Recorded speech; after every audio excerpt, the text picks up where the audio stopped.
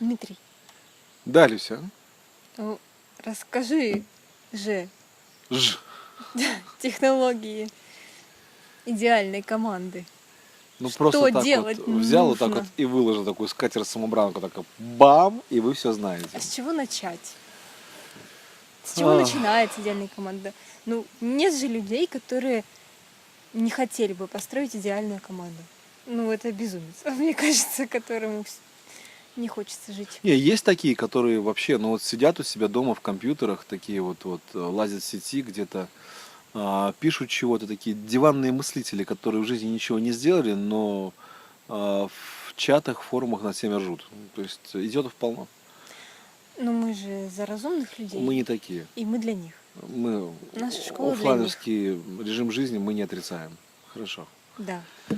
И в оффлайне лучше жить и строить И строить. в идеальной команде. Да, согласен. А как же ее построить? Вот с чего начать? Э, Вот хотим. Был такой, ну, он сейчас есть, классный дядька Джим Коллинз. Он входит в топ-50 мыслителей мира. Мгм. И мой учитель по менеджменту рекомендовал его труды как такие, ну, основа для практики. То есть то, что можно применять и пробовать. Так вот он изучал, этот Джим Коллинз, успешных людей вообще, каков их алгоритм жизни, к чему это все их приводило, то есть как они становились успешными. И он сделал вывод, что от личности очень многое зависит, что должен быть человек, носитель компетенций вот этого успеха. Если такой человек есть, то все будет. Нет человека, а, не будет. Причем не имеет значения в бизнесе, в спорте, в общественной деятельности, неважно. Он приводил пример одного товарища, который был тренером баскетбольной команды Нью-Йорка, кажется, и который на протяжении большого количества времени, что-то лет 25, постоянно приводил свою команду к победе.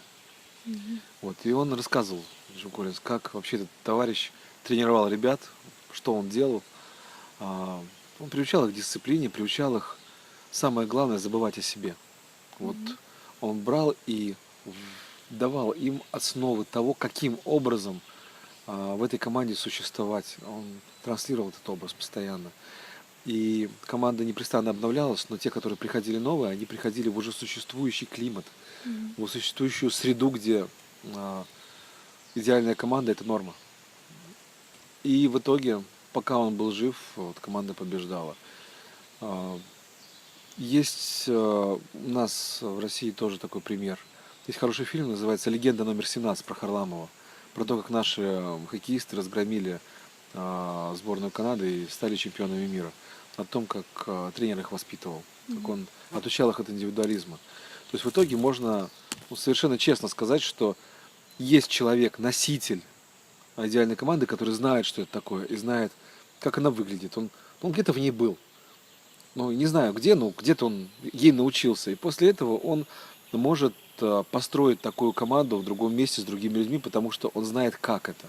Вот есть такой человек, будет команда. Нет такого человека, скорее всего, не будет, потому что кто их научит? Вот реально. Ведь посмотри, мы, у нас в России, наследники Советского Союза, наследники авторитарной системы управления. Я начальник, ты дурак, ты начальник, я дурак. И чтобы в такой системе какой-то человек заявил о братстве, о синергии, об идеальной команде мечты, а где он этому научится, если этого нет? Этого негде подсмотреть, это негде взять. Но все-таки есть люди, которые где-то подсмотрели, где-то взяли, где-то хватнули этого воздуха свободы, научились сопрягать ее с дисциплиной и достигать результатов. А, Такие люди смогут собрать вокруг себя команду и научить ее таким методом эффективности. И эта эффективность будет совсем другого порядка. И в итоге мы будем видеть очень успешный проект. Мгм. То есть все начинается с человека. И вот в нашей школе мы создали такую атмосферу идеальной команды. Мы сами, кураторы, офицеры нашего, нашей школы. И мы транслируем это все. То есть мы обучаем тому, чем являемся сами. Мы сами так живем, сами так трудимся. Мы очень эффективны в нашей школе, в нашем проекте. Мы стремительно ее развиваем, растим. И это потому, что мы вот такие, какие мы есть. Мы действительно команда мечты. И мы можем этим поделиться. Мы можем этому научить, мы можем этим заразить. Мы можем поместить человека в свою среду внутри школы, и он очень быстро сможет это перенять и стать таким. Раз. Первый, то есть, получается, это лидер, но не в привычном понимании этого слова. Носитель синергии. Носитель синергии, который... как? Может воссоздать ее в другом месте с другими людьми. Мгм. Раз. Это первое условие. Оно важное. Потому что не будет такого лидера, не будет синергии. Есть еще очень хороший фильм, мне он тоже дико нравится, называется «Дублеры». В главной роли Киану Ривз. И этот фильм был снят в 1998 году, за год до «Матрицы». То есть после этого фильма Киану Ривз пошел в «Матрице» сниматься. И вот там как раз таки про такую идеальную команду, которая сформировалась вокруг такого лидера. Как тренер сказал, у нас есть одно большое сердце. Этот человек, вот он, пока он есть на поле, все будет. Нет, его не будет. И успеха не будет. А второй какой? Второй – это этика. Особая этика между людьми. Это умение не оскорблять друг друга, не обижать, не противостоять, умение не строить преград между людей, не делать между них каких-то прослоек, особенно золотых прослоек, то есть каких-то денежных взаимоотношений, где бы люди друг друга бы сначала тихо, а потом громко ненавидели бы. Вот, чтобы не было потребительства внутри команды. Такая особая этика, где бы не было распри, розни. Такая, знаешь, моральный рай, как сказал один мой друг. Он говорит, у вас моральный рай. Я говорю, да, у нас моральный рай. А зачем? Ну, иначе мы не будем эффективны, если мы будем все время ссориться и выяснять отношения. Вот этот моральный рай, он настолько важен, что когда известный человек, Христос, Иисус, создавал свою команду мечты, своих апостолов, обучал, то он давал им правила морального рая, что если кто обидит собрата своего, то достоин смерти, что лучше рука отсохнет, чем принесет боль собрату. Но если все-таки собрат дал тебе по щеке, поставь вторую. Почему? Ну нельзя распри розни плодить. Как только они появятся, умрет все, что мы делаем. Поэтому уж лучше умереть кому-то одному из нас, который сеет распри розни, чем умрет все, чем мы занимаемся, во что мы верим. Вот этот моральный рай – это необходимое условие. Это прям как закон. И у нас в школе тот, кто является источником распри, он просто покидает школу. Здесь таких нет. Мы таких школ не принимаем. Среди офицеров их нет тем более. То есть все стараются друг друга понять и друг другу помочь. Мы буквально в смысле слова сражаемся друг за друга. Да, мы даем друг другу обратную связь, но мы даем не потому, что человек меня раздражает, достал, и я ему говорю, ну уймись ты уже наконец. А я даю ему обратную связь, потому что я понимаю, что он может стать лучше. Я стараюсь сделать его лучше, а он делает лучше меня. И поэтому мы не из раздражения даем обратную связь, а из любви. Это чувствуется очень. Это делает наше братство еще сильнее. И вообще Конфуций хорошо сказал, что если ученый муж не понял сущности братства, значит его учение ложно. Вот создавать братство. Вот этим мы занимаемся. Этика, основанная на любви. Фактически, да. Мы все очень друг друга любим. Любим с точки зрения, как это хорошо описал Далай-лама. Если ты любишь цветок, то ты будешь его поливать и удобрять. А если он тебе нравится, ты его сорвешь. Красиво сказано. А есть еще какой-то секрет третий? Если мы хотим приготовить борщ, но не добавим туда, допустим, картошки, свеклы, а воду забудем, получится что-то не то. Есть ли что-то еще? Да. Есть третий очень важный ингредиент, без которого все это не работает. Предположим, есть классный лидер. Предположим, он собрал команду и смог установить там отношения вот этого морального рая. Но если им нечем заняться, они просто сидят и смотрят вдаль.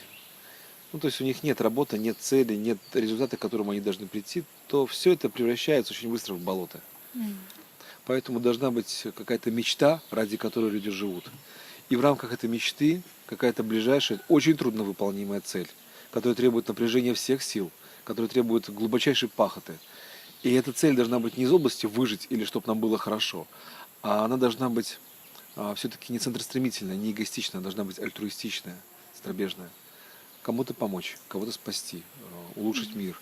То есть что-то такое, за что ты мог бы гордиться. Вот. и она должна быть трудновыполнима, чтобы создавать напряжение, при котором мозги будут плавиться, а когда они плавятся во имя общего блага, то люди становятся еще лучше. Вот мечта и цель. Мгм. Мечта — это нечто глобальное, а цель очень конкретная и очень трудновыполнимая. Мгм. И чтобы ей горели все, каждый. Да. Об этом очень хорошо сказал очень уважаемый в мире человек Джек Уэлч. Он был на протяжении большого периода времени генеральным директором General Electric и считается лучшим вообще генеральным директором в мире. Он поднял компанию на небывалые высоты. Так вот, он сказал, что в компании есть 4 типа людей. Мгм. Всего лишь 4. И это та призма, через которую он на каждого человека смотрел. Он сразу смотрел и спрашивал: человек, вот из этих 4 типов ты какой? И когда он для себя отвечал на этот вопрос, ему становилось понятно, что с этим человеком делать. Первый тип людей — это те люди, которые разделяют ценности компании и умеют трудиться. Вот только по 2 критериям он разделял 4 типа людей. Мгм. Разделение ценностей, идеологии, то есть если человек верит в то же самое, во что верю и я. Мгм. И эффективность. Мгм. Насколько он умеет трудиться, насколько он может зарабатывать деньги для компании. А те, кто разделяют ценности компании и умеют зарабатывать, это наша гордость, говорил он. Это наш костяк, это вот Мгм. то, чем мы Основа. прирастаем. Да. Второй тип людей — это те люди, которые тоже разделяют ценности, они в восторге от того, как мы живем, но трудиться не умеют. Не беда, мы их научим, Мгм. не проблема. Третий тип людей это люди, которые не разделяют ценности компании и, как показала жизнь, еще и работать не умеют. С ними все ясно, мы от них избавляемся. Он ввел правило, согласно которому 10% персонала компании каждый год увольнялись. Почему? Мгм. Ну, это был вот этот вот третий тип людей. Четвертый тип людей — это, как он говорил, наша головная боль. Мы вот постоянно думаем, что с этим делать. Это люди, которые умеют зарабатывать деньги, но не разделяют ценности компании. Мгм. Мы пытаемся привить им эти ценности, Мгм. зажечь тем, во что верим сами. И если нам это за год не удается, то мы от этого человека избавляемся тоже. Мы его Мгм. увольняем. Несмотря на то, что он зарабатывает деньги и умеет очень хорошо. Таким образом, второй и первый тип — это компания, а третий, четвертый — это те, от кого компания избавляется. Раз в год у него происходило полностью обновление. Он третий, четвертый тип просто выгонял. Мгм. То есть он брал человека на год. Вот в течение года должен был определиться, он ему нужен или нет. Этих уволили, новых набрали. Еще ему принадлежит тоже очень хорошее такое определение. Он сказал, что кризисы это горе только для дураков. Сильные крепкие компании в кризис становятся только сильнее. Почему? Дело в том, что во время кризиса многие компании разрушаются, банкротятся. И прекрасные, замечательные люди, которые случайно в эти дурацкие компании попали, оказываются на улице, они ищут работу. Наша задача, нас, сильной компании, во время кризиса не выжить. Мы выживем, мы к этому готовы. Наша задача найти таких людей, искать их во время кризиса, находить и принимать к себе на работу. Мы даже не знаем, на какую должность мы их возьмем. Просто дать им хлеб на сегодняшний день, чтобы они пережили это смутное время. И, побыв в нашей компании, определились, чем бы они хотели заниматься. Быть может, мы вообще под этих людей, под кого-то из них будем открывать новые направления. Мы открываем направления под людей, а не засовываем людей в направление, говорил он. Мгм. И в итоге его компания всегда росла сумасшедшими темпами, потому что когда в компании собираются талантливые люди, то талант плюс талант получается еще больше талант. От этого компания только выигрывает. Вот эти системы управления положены в основу и нашей школы, и вообще всего, чем занимаются наши ученики. Мы этому обучаем. Мы школа прогрессорства, потому что мы сочетаем восточную мудрость и западную эффективность. Запад за время конкурентной борьбы за последние 100 лет нащупал удивительные механизмы эффективности. Он оплачен потом и кровью. Просто так выбрасывать это все не стоит. Можно это изучить и применить. Я считаю, что достижение благих целей эффективными методами — это достойно. Хотя бы даже эффективные методы ты позаимствуешь у бизнесменов. А почему нет? Клевые ребята умеют пахать. И нормальные, качественные карма-йоги. Часто говорят, вот, предприниматели, они зарабатывают много денег, они жируют. Ребята, вы пробовали вообще понять, что за ответственность на них лежит? Мгм. Вы вообще понимаете, что они рискуют не просто своим состоянием, но и положением, что если бы предприниматель обанкротится, ему очень трудно будет начать с нуля, а его психология не позволит ему идти кому-то устраиваться на работу. Сбитые летчики — это несчастные люди, и их среди предпринимателей большинство. Поэтому говорить, что они плохие, Они основа вообще экономики этого мира. И если они что-то поняли, чему-то научились и чему-то следуют четко и неукоснительно, может быть, спросить их о том: ребята, а что вообще основа вашей эффективности? Почему вы делаете это хорошо, а завтра будете делать еще лучше?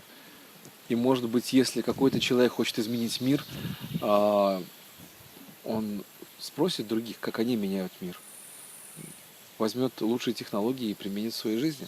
Может быть, от этого новый мир, который мы хотим построить, может быть, он только выиграет.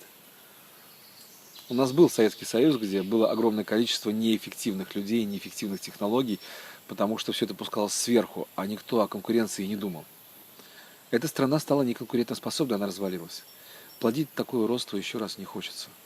Ну, родство с точки зрения эффективности. Хочется создать что-то, что будет не просто саморегулируем и не просто генерировать успех, что будет непрестанно набирать лучшие технологии и применять их в жизни. Вот чего хочется. И основа этого всего все-таки такие синергичные команды. Которые верят в то, что они делают, которые любят то, что они делают, и где члены команды с любовью относятся друг к другу. Такие ребята построят все, что угодно. Спасибо, Дмитрий. Это очень емко. И понимаешь, что это только начало этой темы. Тема огромная, я только вскользь затронул ее, потому что, как говорят, Бог в мелочах, а мелочей здесь очень много, Но это уже внутри школы. само собой. Спасибо.